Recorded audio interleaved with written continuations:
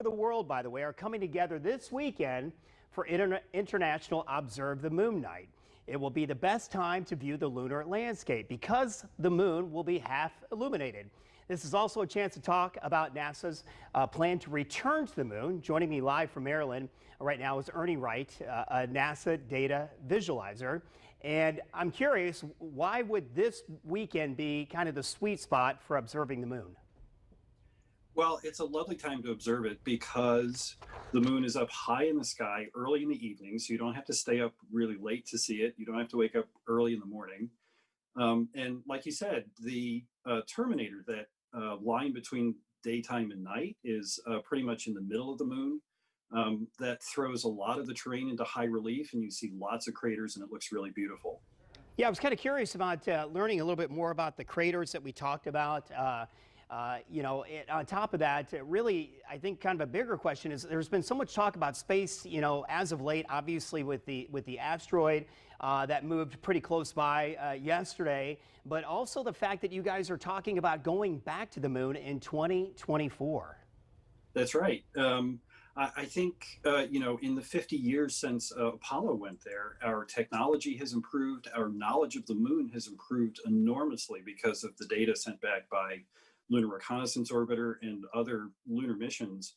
I think it's an opportunity to answer a lot of the questions that were raised by what we learned from Apollo. Ernie, I got to ask you, so I mean, you are a specialist when it comes to the moon. What are some of the things that we wouldn't know in general about the moon that you've learned over the past couple of decades? I think the most surprising thing is that the moon is still alive. I mean, we used to have this idea that the moon is cold and dead and completely dry, and none of that is true. We're seeing moonquakes there, and we now have the sort of computer power to figure out exactly what the source of those is, like the epicenter. And so we know that some of the scarps on the moon, these are like cliffs, are actually formed by these moonquakes. So one side of the cliff is kind of lifting because the moon is continuing to sort of reverberate. And we've discovered water on the moon and other volatile chemicals and things we didn't expect to find. But particularly near the poles, it's cold enough and dark enough to keep that from evaporating. And so there's the possibility that we could visit the South Pole and find water that's been there for billions of years and learn things about the history of the solar system that were unimaginable maybe 20 years ago. Now I'm jumping ahead. I have to ask you, so is there like a planned trip? I know we're talking about going back to the moon, but actually try to get some of that ice, I guess, from the moon on the pole? Yeah, I think we now have the possibility of going to places that Apollo couldn't go for technological reasons.